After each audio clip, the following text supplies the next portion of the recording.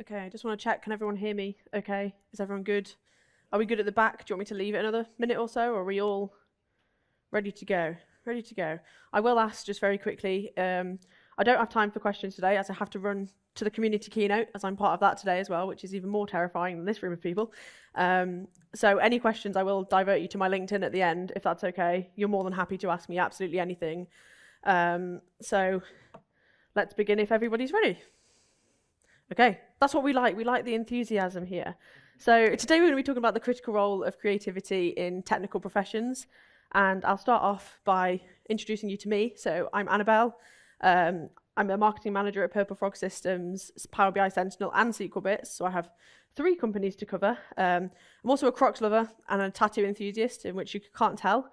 So we'll get straight into it, and we'll start with a nice, simple question of, does this drawing look good to you? Just think in your head. I'm sure you all recognize who this is. Well, I'm hoping you do, as you should all live long and prosper, but you should know who it is. But with a different question is, what would you think about this after you've seen the first one? Would you rather choose this? Yes, it took a little bit more time. Yes, it was a little bit more technical, but design takes time. You have to think outside the box and you have to follow different guidelines. So we'll start with what is creative thinking. So creative thinking is all about developing innovative solutions to problems, whereas that's a little bit different to creativity. Creativity is the use of imagination or original ideas to create something. You could also refer to this as inventiveness. So this is critical in technical roles, as challenges often require more than just following simple procedures. Inventive thinking also achieves these breakthroughs. So this allows you to basically have more ideas, have better ideas, just if you take that little bit more time to be a little bit more creative. So the first things first, we're going to start with, how do you come up with ideas that aren't considered quote unquote normal? It's always hard. Someone's always done it before. It's hard to think of an idea that is totally original to you. So one way I really enjoy doing it is using a visual stimuli. So this could be using images, drawings, or visual prompts to stimulate this creative thinking. So this could be looking at a picture. What does this picture make you think? What does it make you feel? You could create a mood board. If anyone likes Pinterest, I'm a huge Pinterest lover. I create mood boards on there just for different colors. I'm very sad, I know.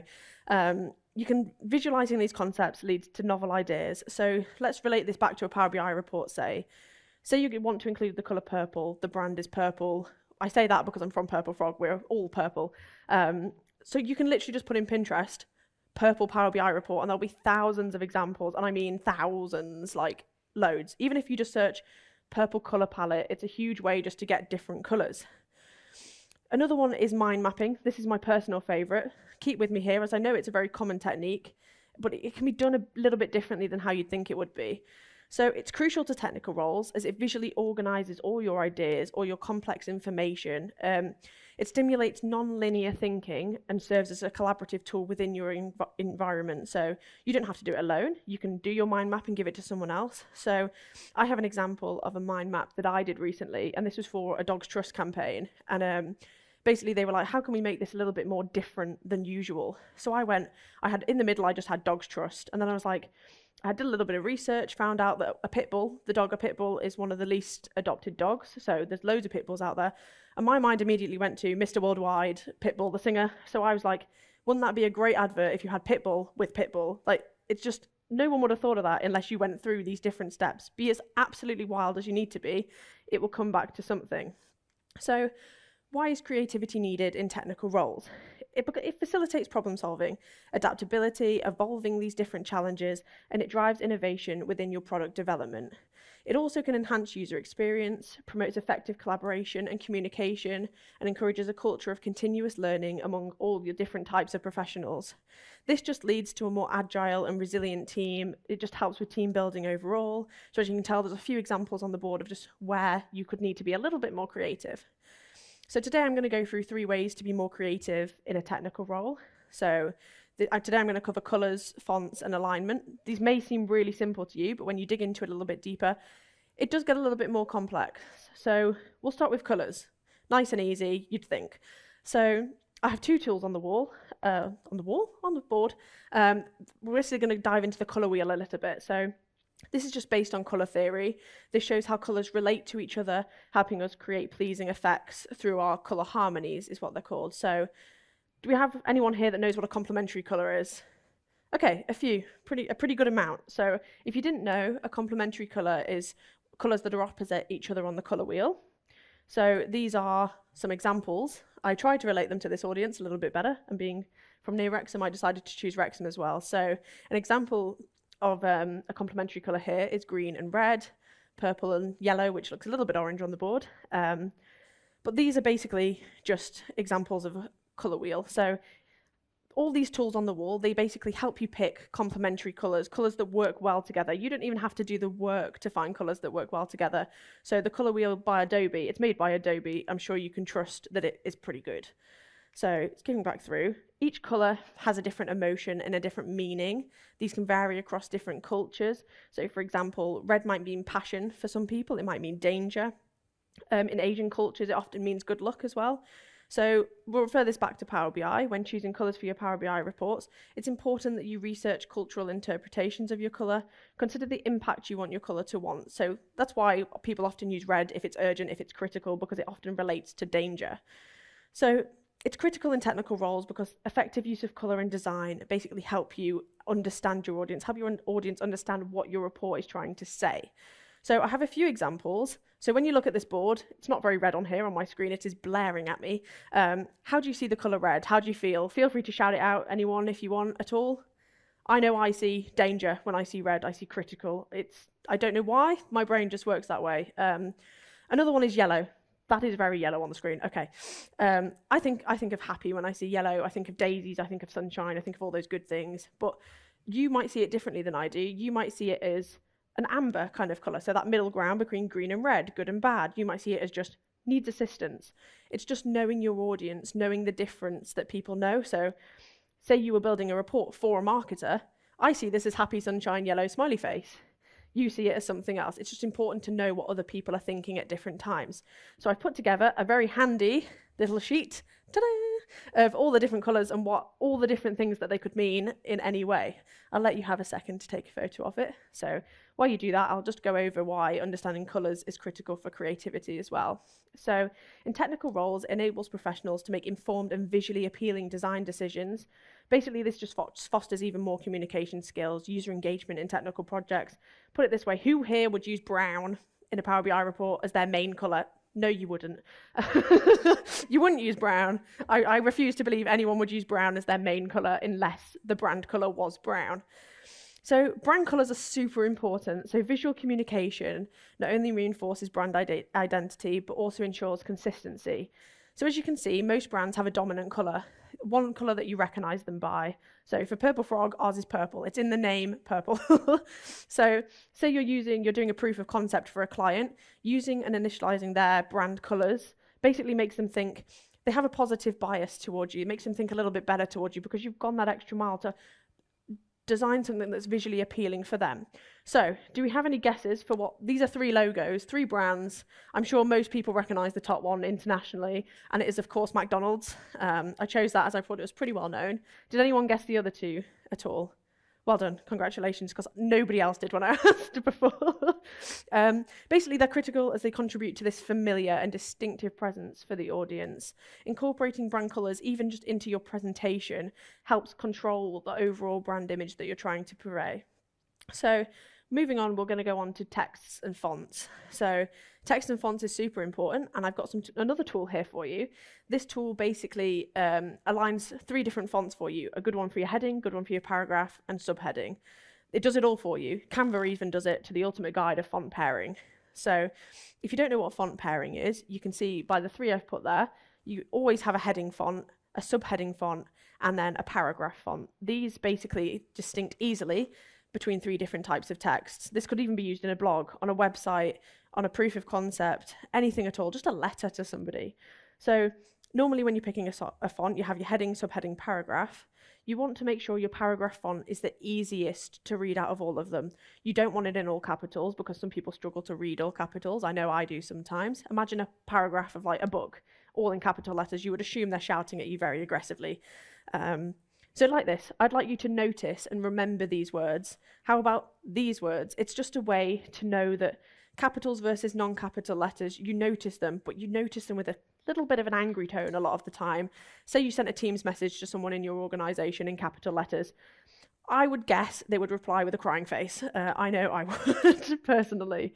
But there's something else on fonts that's not just capital letters, headings, different fonts that you can choose. It also depends between serif and sans serif fonts. So it basically is the distinct roles in design and communication. So serif fonts, which is the one in the middle, are often considered more traditional and formal. They're suitable for printed materials most of the time. A lot of times they're used for lengthy text, so if you picked up a book, opened a book, it's most likely in a serif font. The choice between serif and sans serif depends on the context and the desired tone. So serif, you probably look at it and go, oh, that's a bit elegant. I feel like it would wear a ball gown. I don't really know why. Whereas sans serif, it feels very contemporary. A lot of modern brands use sans serif. We use sans serif for sequel bits. Basically, I would say restrict your design to 2 fonts maximum. You don't want to keep mixing, matching. It just becomes a little bit chaotic. One of each should be enough for most designs. So back to that, we need to consider the mood of the fonts that you do choose. There is a difference in mood, and a very key difference in mood between serif and sans serif. As I said, that elegant, formal feeling, serif fonts tend to be related to history a little bit more. They also give the feeling of confidence and that you're trustworthy, you're a top dog brand. Whereas a lot of Gen Z seem to be using sans serif fonts a little bit more. They're just stylish, they're simple, in the absence of those like decorative little flicks on the end. So on that note, I do have some web-safe fonts. Most of these are sans serif fonts used for paragraphs. There is some great documentaries out there on different fonts. Believe it or not, there is like a 2-hour-long documentary all about the font Helvetica. I did watch it. It was interesting. The reason fonts are very important, and this slide will prove to you why fonts are important, is would you say all these brands are the luxury that you know today? So I know that I wouldn't go on a plane with NASA, not even a flight to space. It's just, it's a little bit dodgy. I wouldn't consider Chanel a luxury. And I'm sure you all know, that's Comic Sans that I'm showing you on the screen. I'm sure you all know that well and truly. So now that we've covered fonts, I'll just quickly cover some ways to change your attitude and your content when you speak, the way you purvey the text that you're giving across. So I know it's a little bit controversial, but ChatGPT is great for text and language support. So it's critical for creativity and technical roles, as it's kind of like a toolkit for expressing, understanding, organizing, innovating, and implementing solutions in the tech landscape. So it's like, say you want to sound more professional in an email, you've wrote your email to someone, blah, blah, blah, blah, blah, from me. It doesn't sound great. It doesn't sound as most professional it could be. Maybe you're sending a complaint and you're not used to complaining over email. Stick it in ChatGPT. Ask them, please can you rewrite with this with a little bit more of a serious tone? I'm trying to complain but don't want to sound mean, and it will do it for you. I also want to see if anybody noticed if between the entire presentation I've been switching the language between American and English.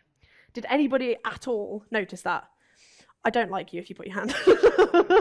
It was an accident and somebody pointed it out and I went, yeah, it was totally intentional that I was supposed to do this. So from that, I've learned that it's crucial to adhere to the language and spelling of the country you're trying to provide for. So say you've got a client in America, it might be worth for that day just switching your Grammarly or your spell check to America, just so they feel like you're trying to embrace them as a client a bit more, you care about them a bit more. So my final topic on this is alignment. Why is alignment important in design? So it promotes easy collaboration, it reduces the chances of errors in your work, it streamlines processes due to the ease of understanding and looking at any graph that you do, any text that you make, any document that you write. So the first one we're going to cover is box or shape alignment. So ensuring equal spacing between boxes is really important, as you can tell. Would you be pleased if a client gave you the one on the left? I don't know my lefts and rights, I'm very sorry. The one on the left, would you be pleased if a client gave you that? It's not bad, it doesn't change the work, it just shows that you're a little bit more professional, you want to take time, you want to succeed. So it enhances this readability, it maintains your professional appearance, it contributes to that polished overall design that your customer would most likely be happy with. Another one is the size and shape of your boxes. So ensure that they're all the same size, width, height. It's basically just, it's uniform, it's balanced, it creates a nice visual presentation. The symmetry contributes to a clean, aesthetically pleasing design in all of your work, any work. You can apply this to absolutely anything.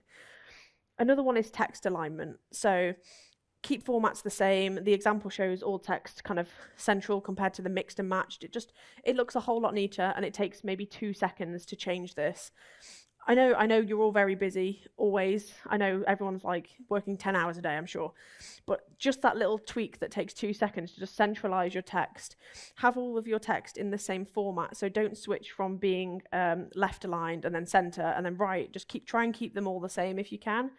So this could be used if you're creating like technical documentation, maybe a guide, something to send out to a user, a cheat sheet.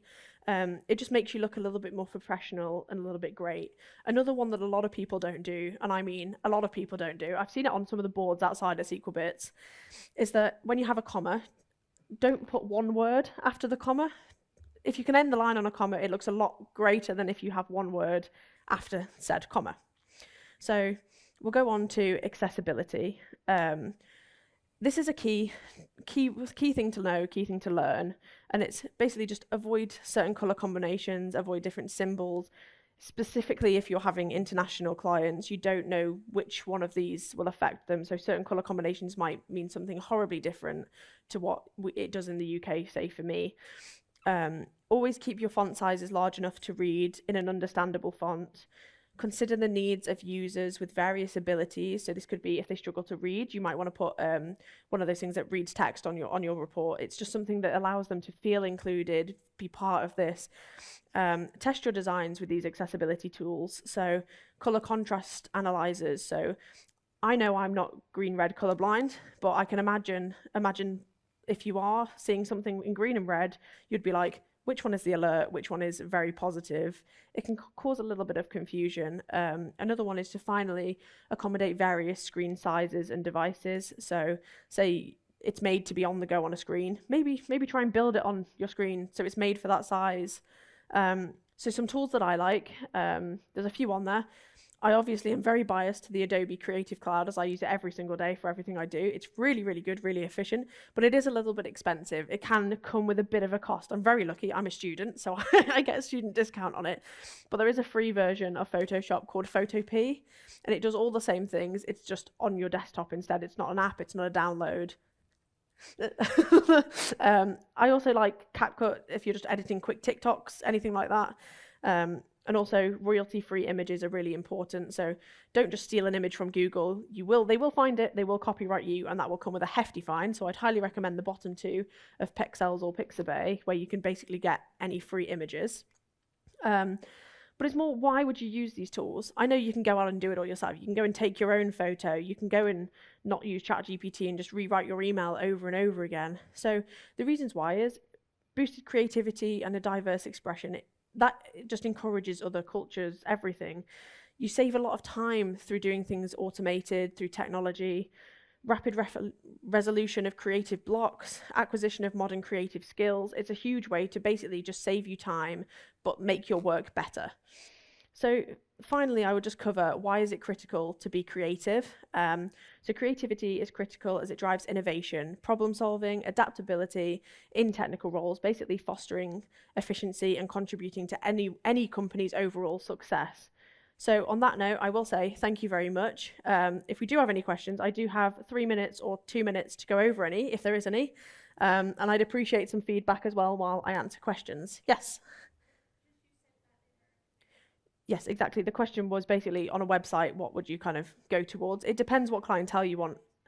Yes, no, they were. Yes, sorry. The question was, I put some links up there that basically said colour and colour differently with different spellings. They are the correct links. I completely promise you that. Is there any more? Yes, I'll start here. Absolutely. So he basically just said, you still need your technical skills. You still need your technical skills to be creative. Don't think you can replace them by being creative. Absolutely. This is just something to add on top to kind of excel your skills. Obviously, your work comes before being creative any day, getting your work done, getting it done. But if you can get it done just a little bit better, it's always worth doing it a little bit better. I'll just go around quickly. Yes. There you go. If you didn't hear that, that was Storyblocks. It's a great another tool for pictures, videos, sound, music, all royalty free as well. Did we have another question here or? Yes. Do you have any templates? Templates for design wise? Sometimes it depends what I'm doing it for. So for this, I did some, but I always tweak them. I never like using templates really, just because they're not unique. They're not unique to you. But I can definitely share some templates if you want to follow me on LinkedIn, which is just the first one. I can definitely send anyone some that would like some. So I hope everybody enjoyed. I hope you found it useful. I hope you took away at least one tool. But thank you very much. And I'm going to go and rush off to the keynote now. Thank you very much.